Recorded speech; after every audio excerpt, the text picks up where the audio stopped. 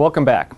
We're continuing our discussion of Mariology, the person and the role of the Blessed Virgin Mary in salvation history. In this lesson, we're going to be focusing on Mary's virginity. Of course, the one of the foundational doctrines of the Christian faith is that Jesus Christ is not conceived by a human father, but rather by the power of the Holy Spirit. So while Jesus has a human mother, he has a divine father, okay? That God is the father of this human being, Jesus of Nazareth, all right? So, in fact, if you don't have a virginal conception of Christ, you don't have Christianity at all. Jesus would be merely a human person, okay? But rather, as we've discussed before, Jesus is not a human person. He's a divine person with a human nature.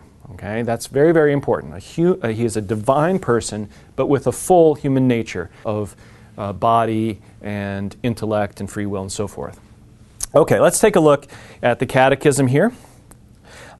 Paragraph 495. Called in the Gospels the mother of Jesus, Mary is acclaimed by Elizabeth at the prompting of the Spirit, and even before the birth of her Son, as the mother of my Lord. In fact, the one whom she conceived as man by the Holy Spirit, who truly became her Son according to the flesh, was none other than the Father's eternal Son, the second person of the Holy Trinity. Hence, the Church confesses that Mary is truly Mother of God. And the Greek word there is Theotokos, which means the God-bearer, or the bearer of God. Theotokos. In fact, if you are a member of any of the Eastern Rite churches or an Orthodox church, Mary is most commonly referred to just simply as the Theotokos, not usually the Mother of God. Okay? But Catholics, we tend to use the English, or at least those of us in the English-speaking world, will say the Mother of God. And that's very, very important because, of course, she's the mother of Jesus, but the title Mother of God or Theotokos tells us, in a sense, who is it that she is the mother of. Not just the mother of Christ, which is a title, or even the mother of Jesus, which is a personal name, but Mother of God or Theotokos tells us the very nature of the person that she gives birth to. And so that's why we say that she is the mother of God, or the God-bearer, Theotokos. Okay, let's jump back into the Catechism. Take a look at part of paragraph 496. From the first formulations of her faith, the Church has confessed that Jesus was conceived solely by the power of the Holy Spirit in the womb of the Virgin Mary, affirming also the corporeal aspect of this event. Jesus was conceived by the Holy Spirit without human seed.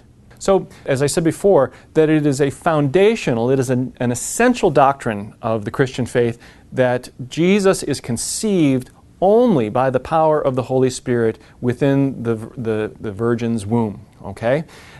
And so it is a spiritual conception, but there's, as the Catechism tells us here, it also is a genuinely corporeal or bodily event as well, because Jesus derives his humanity from the humanity of the Blessed Virgin Mary. So Mary's, the virginal conception of her Son is actually the fulfillment of prophecies regarding the coming Messiah, or the promised Messiah in the Old Testament. Let's go back to the Catechism here, paragraph 497, where we are told that the Gospel accounts understand the virginal conception of Jesus as a divine work that surpasses all human understanding and possibility. That which is conceived in her is of the Holy Spirit, said the angel to Joseph about Mary, his fiancée. The Church sees here the fulfillment of the divine promise given through the prophet Isaiah, "Behold, a virgin shall conceive and bear a son." So what we find in Mary is the fulfillment of this particular prophecy. I mean, she's the fulfillment of all the prophecies, but this particular prophecy in which we're told that a virgin shall bear a son. Okay? Now some people in recent years, in order to kind of soften the claim of the Church about the virginal conception of Christ, will say, well, the Hebrew just says young woman. But of course, it means a young unmarried woman who's a virgin, okay, who has not known a man in the sense of having sexual relations with him.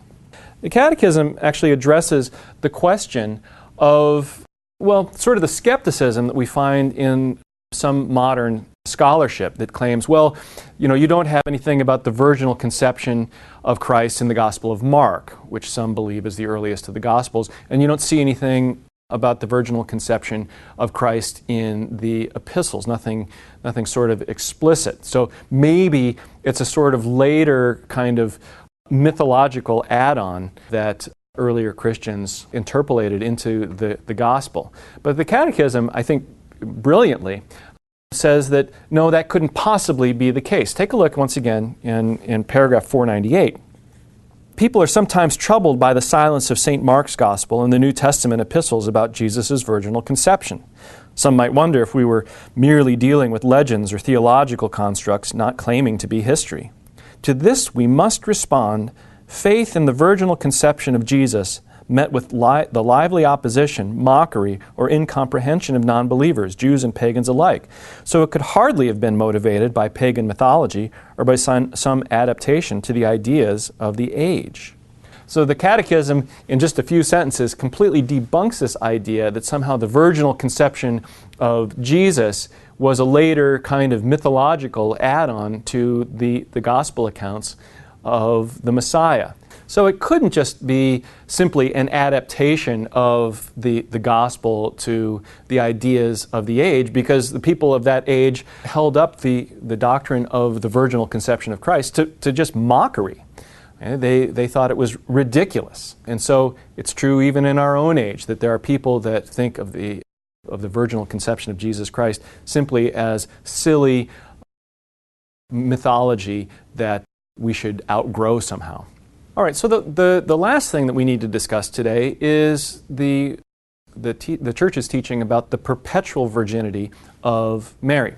Now, this is a point on which Catholics and many Protestants actually disagree.